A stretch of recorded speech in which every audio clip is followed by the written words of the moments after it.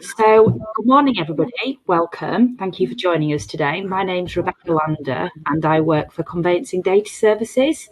I'm hugely proud that this is our first webinar with Leeds Law Society, and even prouder that it's with Dev Assist and Paul Addison. I was just saying to Paul a few minutes ago that I listened to this presentation last week and have pretty much been raving about it to anyone that will listen. So you're in for a good 60 minutes of very interesting information. What I will do is after the presentation, I will send everybody a copy of the recording because no doubt you will want to share it with the rest of your team. And I'll also send you some samples of the reports with some discounts associated because you've tuned into today.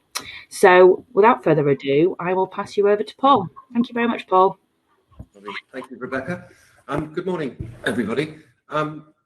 Just before I get into the presentation, can I just firstly give you a bit of history, really, to myself and the reason I created Dev Assist.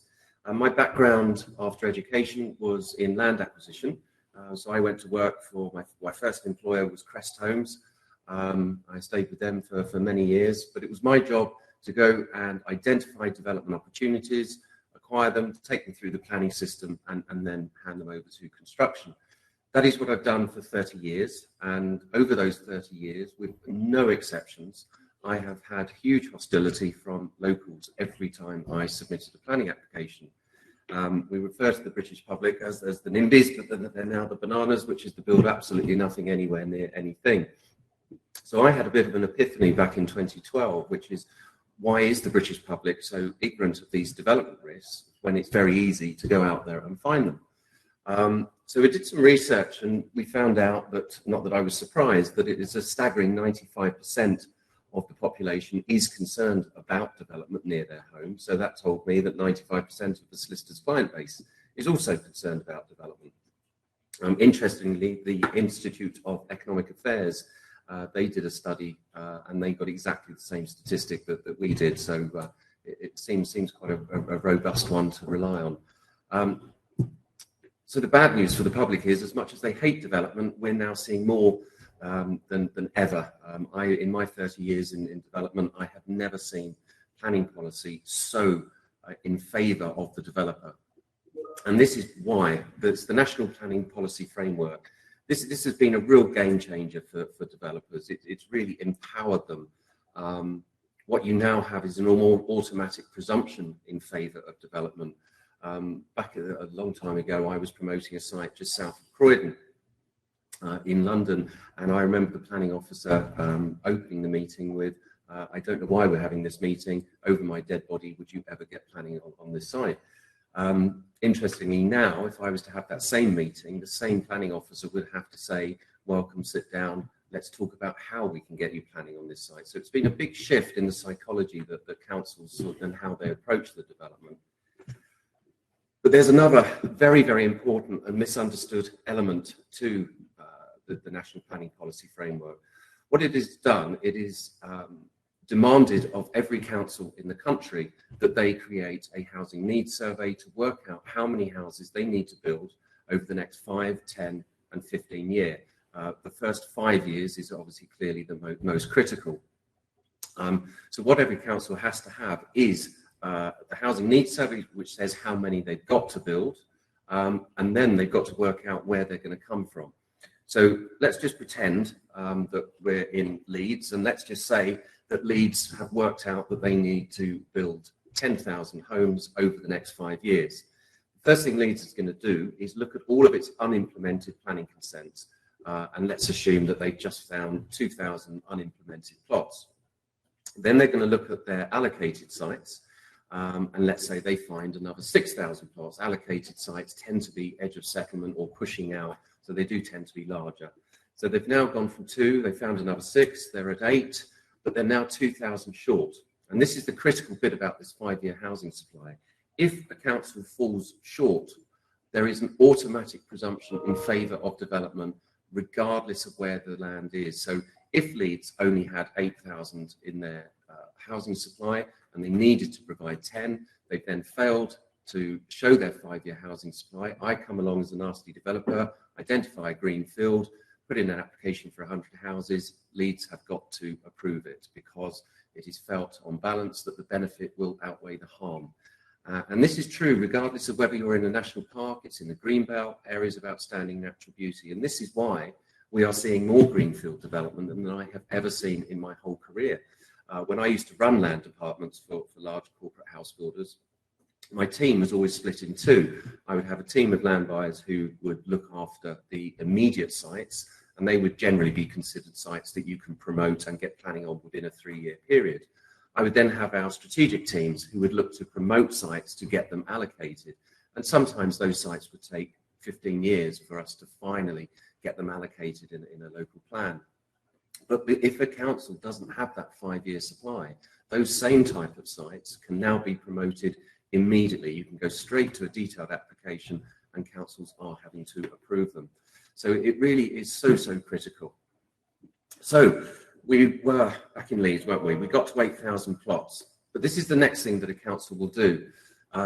It will go for what they call is a call for sites. And it's a big invitation to anybody in Leeds who has got land that they feel could be suitable for development. So Leeds would then consult with farmers, the large house builders that build, Persimmon homes, for instance, who are Yorkshire-based. They would go to Crest Nicholson, the Berkeley Homes, all of the big companies and the local ones as well. They would go to the farmers, big employers, solicitors, estate agents, and they will invite people to throw their hat in the ring and say whether they've got land for development. It then goes into the SHLAA process, which is the Strategic Housing Land Availability Assessment. And this will identify the sites, it will assess them for their suitability. So what pops out the other end of a SHLAA is sites that the council considers suitable and deliverable, or it will identify that some of the sites are unsuitable or deliverable. What it does show you, though, is the intent of a landowner, their intentions. Obviously, the fact that they're very happy to see their land developed is worrying enough. And this is when you then start to see the wheels coming off with locals. But the interesting things about the SHLAA is they will not come up in planning data. When I set this business up, I wanted to see if there was going to be any competition. And the only sort of closest sort of competition we could find was planning data, which is available through Landmark or Groundshaw. And all it is harvested data. It's not really a report, it is just data. No one goes through it. So we actually now buy in that data from Landmark and Groundshaw, but we go through it and we will extract what's relevant. A landowner that has put their land forward in a SHLAA will not be in that planning data because they have never submitted a planning application. And that is the problem with planning data. It is only a small part of a big investigation. It's only as good as the activity of an applicant. And this is a really good example, a case study of where this was relevant. This was a large property. It was a Grade 2 listed mansion sitting in Windsor and Maidenhead. It was had about 30 odd acres. Now, Windsor and Maidenhead do have a defendable 5-year supply, but what we found here was that the front part of the property, the front garden, actually fell into the neighbouring planning authority, which was Bracknell, and Bracknell only had a 3-year supply.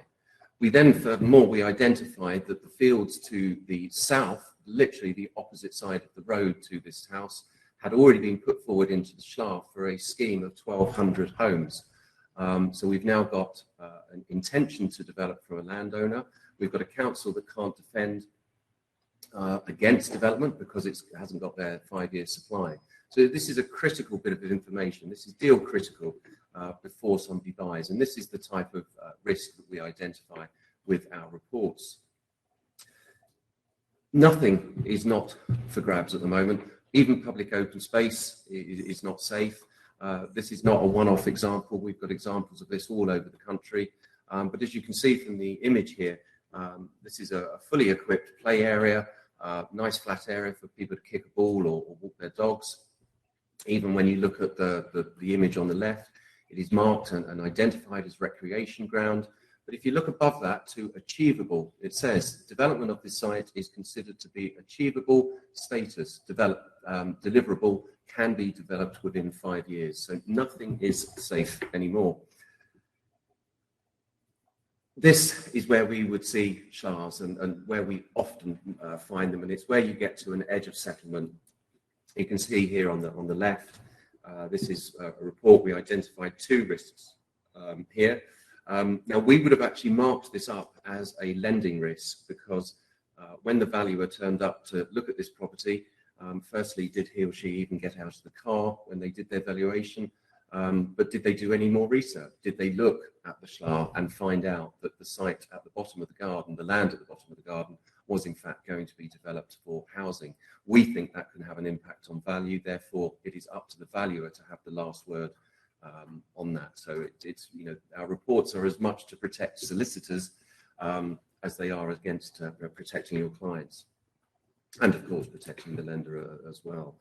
Interestingly, one of the other key USPs of our report, though, is that we will always attach images. So if we find something in the SHLAA or we find a planning application in the data, we will put in the site layout, we will put in the elevations, we will put in the planning refusal or the planning approval. So it's a very evidence-based report. This was in the London Borough of Tower Hamlets. So we know we really are in the thick of a really sort of high density area. And as you can see here, even in a high density area, it's amazing how much activity you can find in a very small area. Just for detail, the area that we study is a 75-metre radius.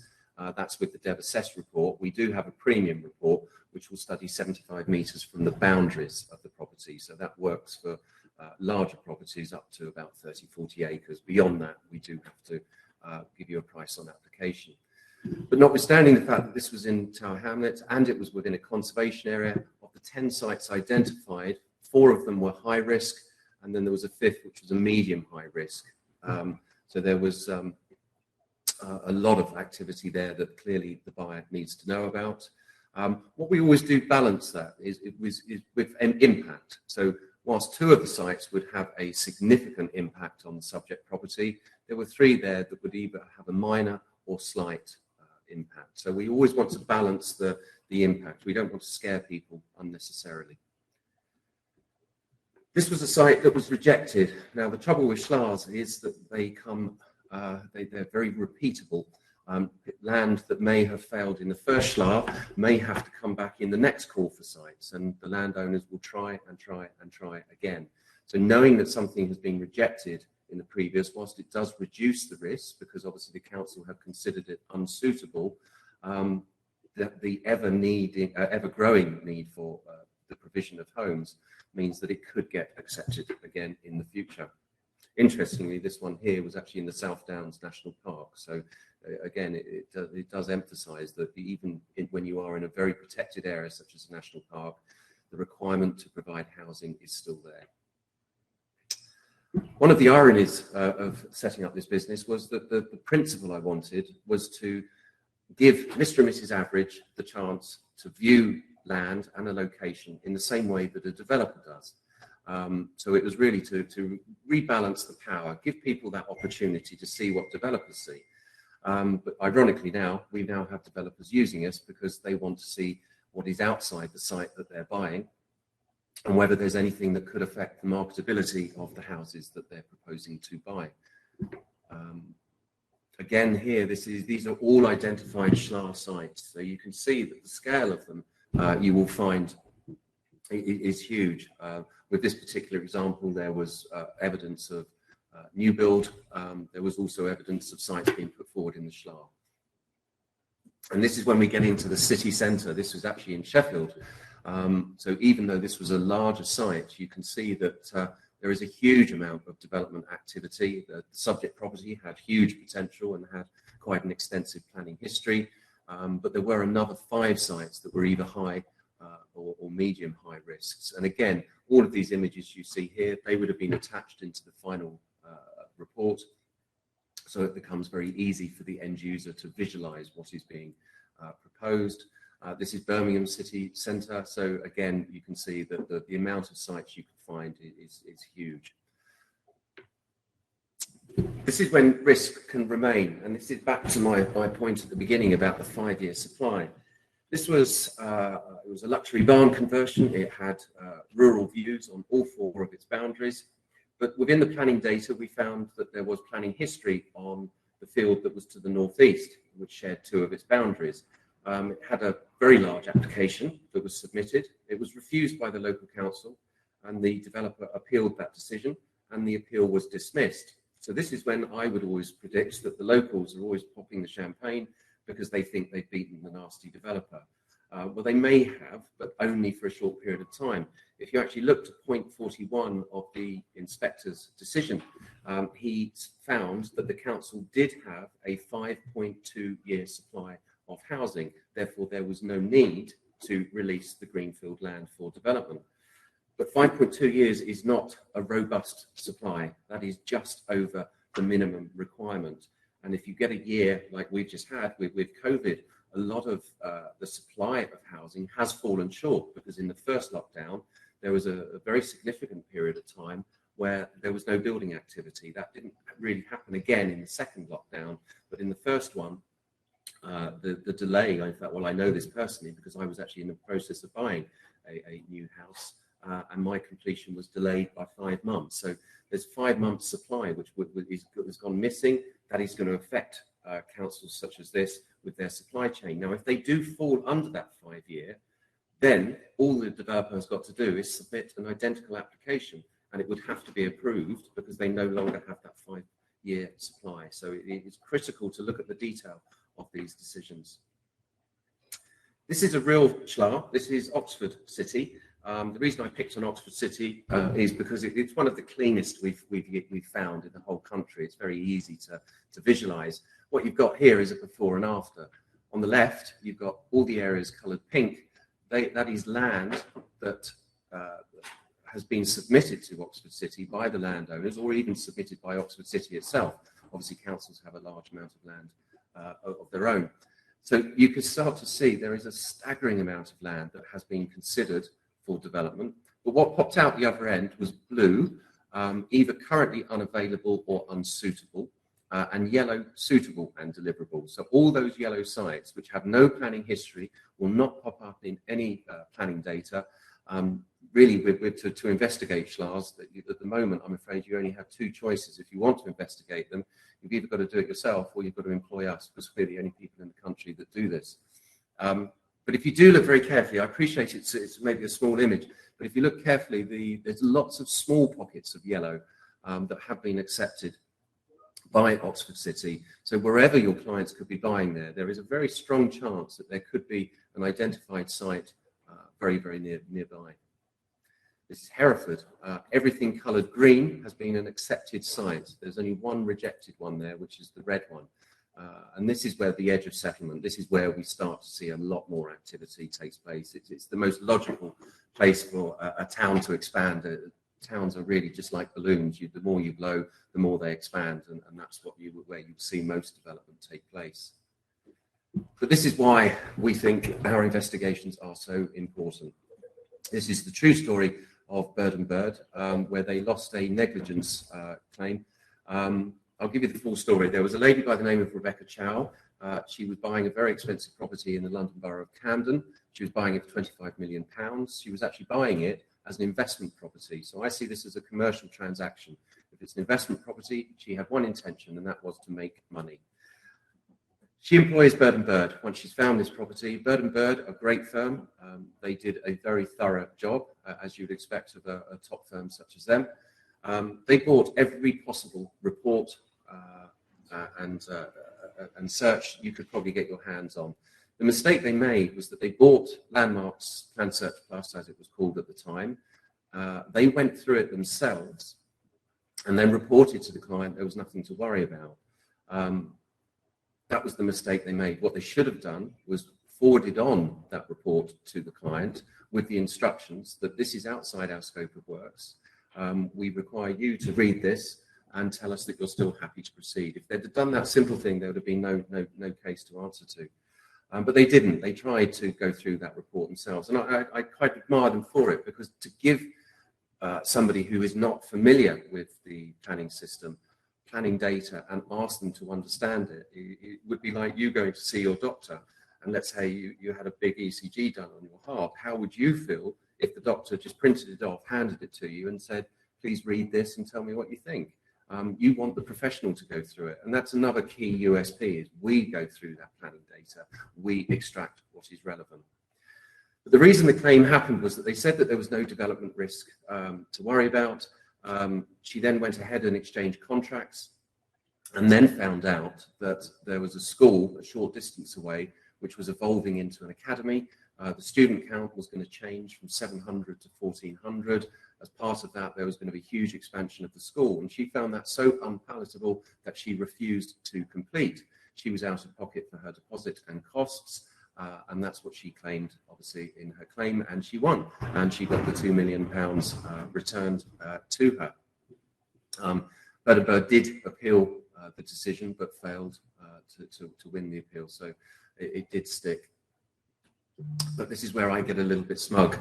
That same property had to be resold, and it was actually sold to Elizabeth Murdoch, and she paid £3.5 million more than Rebecca Chow was paying.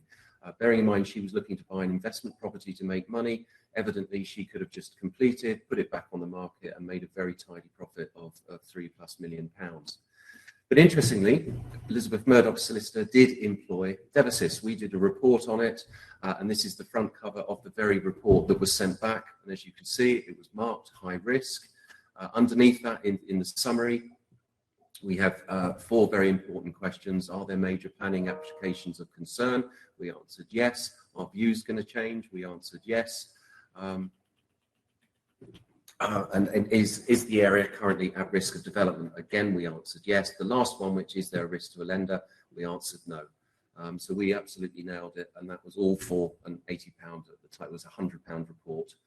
Interestingly, that £100 does also include the cost of the planning data. Planning data on its own can be unreliable because, as I say, it doesn't give you the whole story. So in this particular case, this was with landmark data. It said that there was no applications for large developments within 250 metres, apart from the one at the bottom of the garden, about 10 metres away, which was found for over 100 homes. Now this is where it was actually, this is to do again with a SHLAA site, but this was, it was the end user, the husband of the couple that were buying it actually phoned our office on our helpline, and he was a bit devastated. He was devastated by what we had found, delighted that we had found it before he exchanged contracts, but it did completely change the property that he and his wife had fallen in love with. It was in the Cotswolds, area of outstanding natural beauty, but nevertheless, this village of Dumbleton needed to expand. Now, we had already identified this as a risk because, as you can see, the image in the middle where the site is coloured green, that's what we would call rounding off. That is a very natural and logical area to see developed. But it had gone to the next stage. It had been put forward in the SHLAA. It was found to be suitable, found to be deliverable. We reported it, and suddenly he's going to hit the brakes because he was just, this was not the house he fell in love with. So he just wanted to understand how likely it was that it was going to go the distance. In this case, we felt it was very likely because it is such a logical site. So he knew then that the boundaries to the south and the west were going to change, and he would be backing onto a housing development. Again, we didn't say, don't buy this property. We just said, look, here's the truth. You've now got to make a very informed decision if you want to go ahead. We always write these reports for the end user client. We don't write them for you, the solicitor. That's why the responsibility of actions does lie with your client. Public open space, this, as you can see, was a very modern development. The end user client was looking to buy the last property in the cul-de-sac, a very attractive property because it then was abutting the public open space that was provided as part of the Section 106 agreement with the original development. But this council, like all councils, is under a huge pressure to provide housing. So if you look to the bottom right corner of the image on the right, you can see where the council was then looking to develop the land that was originally dedicated as open space in the 106. So this was now, this property that they'd fallen in love with was in fact going to form part of an extension, and clearly the cul-de-sac there is already designed so that it can already extend into the new development. So not only have they got development to the north, but they've got all the passing traffic as well. It's not always just development sites that we identify. The image on the left here was backing onto lands that the local policy, which was evolving at the time, it had been identified as a potential candidate site for a permanent camp for gypsies and travellers. Now, I'm not going to say whether this is right or wrong. I'm just going to state it as a valuation fact. Those properties that sit to the north are going to be seeing a very big reduction in value, and their marketability could be very suspect as well. So a critical bit of information before they go ahead. Exactly the same on the image on the right, but it was just outside the 75 metres. I show that really just to demonstrate if we do see something that is just outside the 75 metres and it is critically relevant, we will still cover it in our report. We can work with any planning data. You've only got three choices out there at the moment. You've got ground shore planning, landmark planning, and the newcomers, which is Future Climate Info, who again released a thing. But these again are just harvested data. There is no professional interpretation in these. For those of you that deal with commercial property, I just wanted to sort of give you a couple of examples where our findings were relevant. Residential is very emotive, isn't it? It's something, you know, people have fallen in love with a property and they're just desperate to exchange contracts and move in and get on with their lives in their new home. But with commercial, you're really looking at the pounds and the shillings. You want to try and establish, is there anything that could impact the business? Now, this was in Piccadilly Circus in the West End of London. Somebody was taking a restaurant lease. What we found here was that there was three sites, but it was sites 1 and 2 that were the critical ones. They were actually being developed as one site. The existing facade, which was listed, was going to be protected, and then there was going to be new build development directly behind it. It was a mixed-use scheme for leisure. Now, this is great news for the restaurateur because this is going to be a very attractive sort of tourist pull, and this will pull more people to the area and therefore more people into his restaurant. But we found out in the planning conditions that during the major part of construction, that road was going to be closed for a period of 6 months. So now he's got no passing trade for 6 months. Can he carry that cash flow? No businessman would want to. It doesn't mean it's a deal killer. It just means that he's now got an opportunity to go back and delay the possession date for the restaurant. This business was it was B1 light industrial, and they had plans to expand the business. And as you can see, this is one of the premium reports, which studies 75 metres from the boundaries. The boundaries are marked in pink, and it did. It had loads of space to expand, ample parking for the employees. But what we identified here, which was the information that the business found so useful, was that the land on the opposite side of the road had been identified in the SHLAA for over 1,000 homes. Now, with my experience, that's 1,000 objectors. So as soon as they look to put in their planning application to expand that business, there's going to be loads of people objecting. It's going to be on safety grounds because perhaps their kids have to use that road to walk or cycle to school. So it may not be so easy for that company to obtain the planning permission that they dearly wanted. So it just gives the board of directors there the opportunity to make a more sober decision whether they go ahead with that acquisition.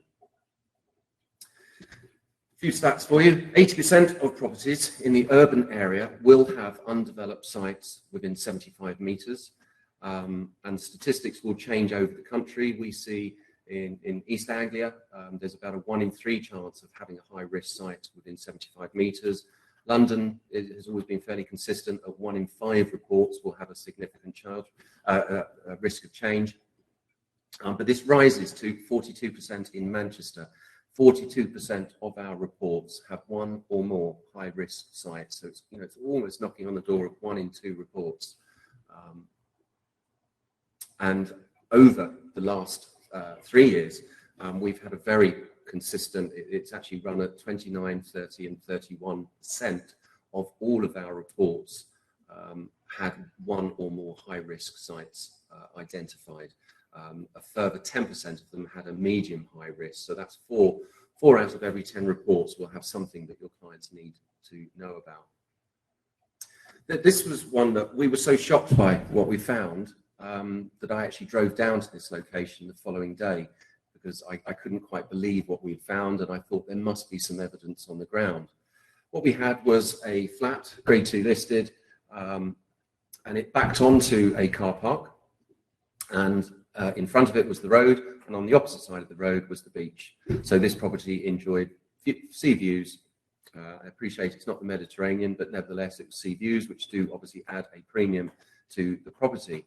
What we found out was that the car park had been identified in the SHLAA and was therefore going to see development take place, so that now we've got that happening at the rear, which comes with all the construction nuisance as well. But the interesting bit was the beach. The beach had in fact got a planning history for over 1,000 flats to be built, which would clearly remove the sea view, lose the value on the property, but this had never been implemented. In fact, the planning permission had in fact expired. The reason it had expired was Folkestone, to build that many flats, it's perhaps not that actually attractive for a developer. But nevertheless, the risk is there. So when I drove down there, I was looking for either a planning notice attached to a lamppost. There could be a site acquired board by Taylor Wimpey or Persimmon Homes, or perhaps there could be just a big for sale sign, land for development. There was nothing. There was no visual indication anywhere to indicate that this beach was going to see development take place at some point in the future. Even the rivers itself can be built on. This is the River Thames in the Dartford, going into the Thames estuary. The developer originally built these luxury flats and sold them with views over the Thames. They've now returned with a new application to go into the water and reclaim the water and turn it into a development, and then build in front of the flats that they sold with water views. So these is the aerial image here. All of this water you can see to the north was going to see a development take place. And this was a live planning application at the time we did the report. It was undetermined. But as you can see, again, critical information before you go ahead and exchange. And believe it or not, water, it's not, these are not unique examples. We've had numerous cases. We've had one again in London that had a floating hotel that was going to be put up right in front of somebody's very expensive luxury flat. When you get into city centres, you see much more imaginative development will take place. This is in the London Borough of Camden on the left here. We've developed a city report purely for these locations, because you're not just looking for new structures that are being built, you're also looking for potential changes to properties, property modifications. Now this was a live railway. This is actually part of the overground system in London. You can see it's edged in red, and that means it was identified and allocated as a site. Well, how do you build on a live railway? It's very easy. It was in a cutting. You just put a slab over the top and you turned it into a tunnel, and you've now got a very valuable piece of real estate to build on top of. So you see very creative type of sites when you get into the big cities. On the right is the basements. These are, I hate to use the word, but sort of an epidemic level at the moment in London, where people are getting very creative and building huge basements. They refer to them as the iceberg homes, purely because there's more underneath than there is on top. And this is why the city reports are so important. This is a house that was once owned by the pop star Duffy. She sold the house, and the new owner wanted to build a basement. And this is what happened during construction. As they were sort of building underneath, the house effectively fell into its own hole. But the question I want to pose to you is not what if your clients were buying this property, but what if your clients had just exchanged contracts on the abutting terraced house, which is now going to be declared an unsafe structure. Is the bank going to then advance the monies on an asset that has no real value until it's repaired? Probably not. Are your clients going to be happy living in a hotel for the next year while it's all repaired? And what's what level of insurance did the builder have? So a load of questions, a load of aggro, and all of this could have been found out because this is exactly what our report looks at. It looks at the nearby properties for property modifications. It could be basements, it could be a lightweight structure on a roof. And we see this all over the country now. Lightweight structures, the way development has progressed, we see lots of flats with flat roofs where the freeholders are coming back and putting in an additional 2 stories. There is a building in London where it was already 30 stories and they've just increased it to 45 stories. So, as I say, building techniques are progressing the whole time.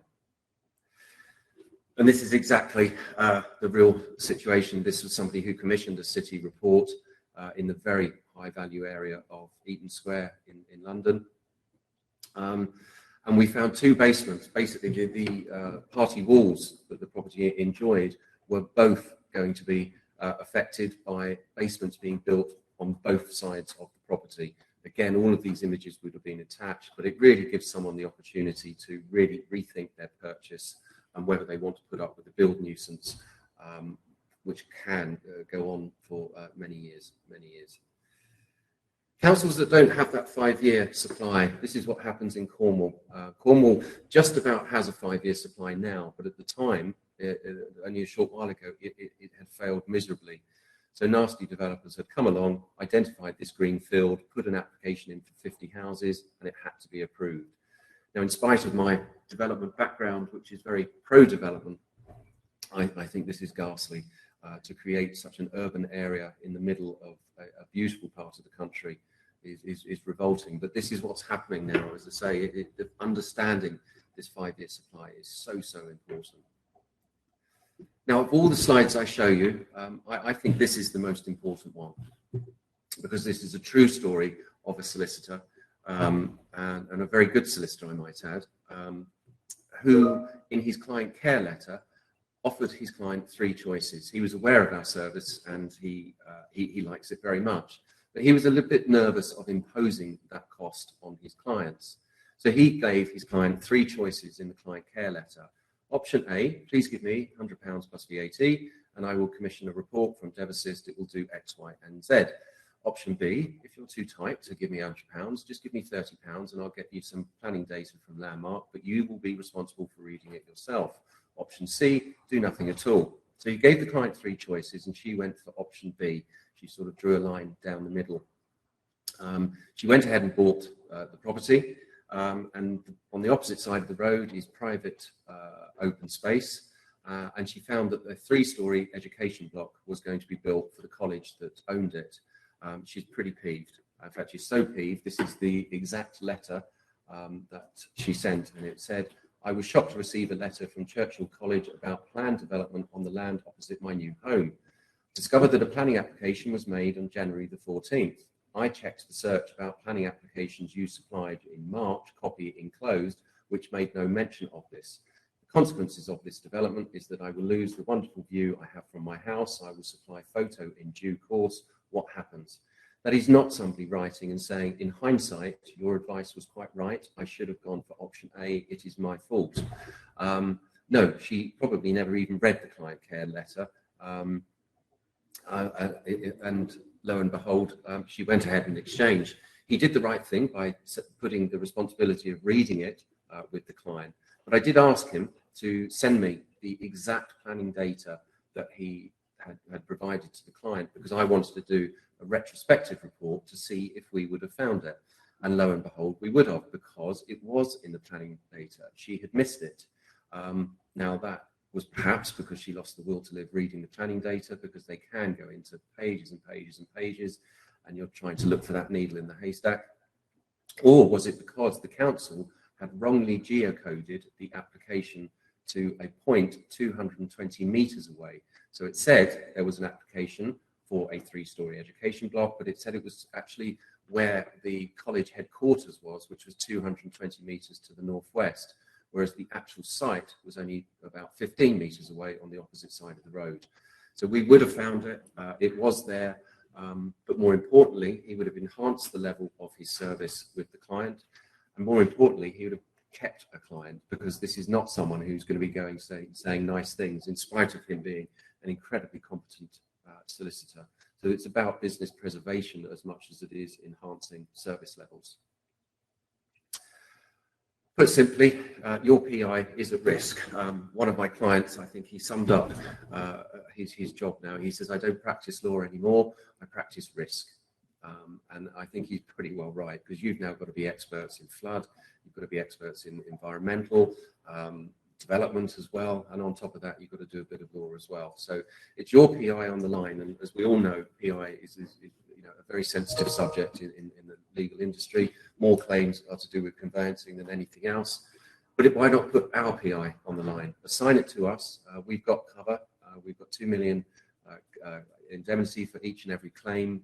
We're full members of COPSO, Property Codes Compliance Board, and the Property Ombudsman. So assign your PI to us, which I think is the simplest way of doing it.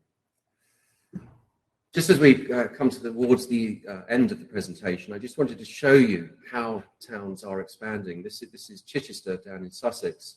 And the image on the left here, as you can see marked in green, are all the sites that they have considered to be developable.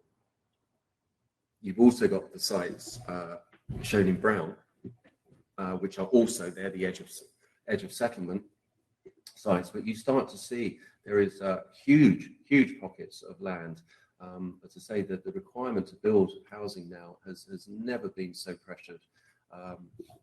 And again, if you look to the north of Chichester here, the areas again marked green, which are virtually whole new settlements being created.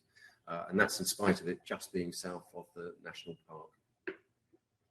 So these are the main reports. We do bespoke work as well, but these are the sort of, if you like, the off-the-shelf reports, all available through the very lovely people at Conveyancing Data Services. So we've got DevAssess. That's the entry-level report, but don't be mistaken by thinking that it's a basic report. It is not. It is incredibly powerful. But it really is for smaller residential, smaller commercial, and clients who really aren't concerned about risk. If your clients are risk averse, I would try wherever possible to steer them towards the DevAssess Premium. Now this works up to 40 acres. It searches 75 meters from the boundaries. It looks at the 5 years housing supply. It looks at the SHLAAs. It looks for gypsy traveller sites. And it's all evidence-based. What we find goes into the report. If we find nothing, we will state that we found nothing. That it is the most powerful report for those that are risk averse. But if they find the cost, which is it's a £300 plus VAT report, if they find that unpalatable, then at least you can offer them the DevAssess, which will search a 75-metre radius. The city report, it's a very labour-intensive report. Our consultants will probably take a day to report. So it is the most expensive. It's a £500 report, but we will manually search every property that is relevant. The reason we do that manually is planning data, when you buy it, can be up to 4 weeks out of date. There's a data lag between the local authorities actually recording them being captured by companies, and then by landmark or ground shore reporting it. So we actually go direct to the council's websites and we search every property. We also update the report free of charge just before you're ready to exchange contracts. We are probably, like yourselves, inundated at the moment, so our turnaround times are slower than we would like, but we do have a fast track service. If you do have a demanding client and you've got to do something within a day, the fast track service, it's basically a queue jump. It brings it straight to the front of the queue and we look to return within 24 hours. If you do deal with probate, we do also have a product. It's just there to identify hidden value. It's a very simple report. So they're the 4 main reports. If you do have something larger than 40 acres, then we will put a price together on it, because clearly the cost of the OS and the planning data will dramatically increase for us. So that's why we have to price these individually. Just a couple of lovely quotes which we've had. This was Brendan Morehouse, who's a planning barrister down in Bristol. He said, I suspect that your service will become a standard requirement for all solicitor conveyancing searches. Well, we're working on that, but we're waiting on the Law Society to move, which is like watching evolution. And then we've got Caroline Roberget, who gave this lovely quote, which we didn't ask for, but it was nice. It was, my team include a Devisys report as standard in every transaction we work on. The reports are invaluable for buyers, lenders and solicitors, providing full information from the experts in respect of all development risks. The report is also a game-changing addition to assess development potential. We act for many private banks, and after hearing our testimonial on the information provided by Devisys, they now correctly insist that we include the reports as a standard requirement. This is an essential for all property lawyers. So thank you, Caroline, for that. But you will be delighted to know I have come to the end. Thank you to Conveyancing Data Services. If you are looking to change your search provider, do chat to them. There's some lovely people that work there. Thank you, Rebecca, and have a good afternoon, everybody. Thank you, Paul. Just wanted to say thank you to you as well. I'm sure everybody that has joined today is now in agreement with me that what a fantastic presentation that just was and how interesting it is. So I will send everybody a copy of the webinar so you can play it back to colleagues, and if you want to listen to it again yourself. I'll also apply the discounts to RRPs that Paul mentioned for his products throughout the presentation, because I will supply them cheaper than he suggested as a bonus for attending today. And I'll also put some of our standard search pack pricing in there as well. So thank you very much for attending, and a huge thank you to Paul for doing this presentation for us today. Thank you very much, everybody. Goodbye.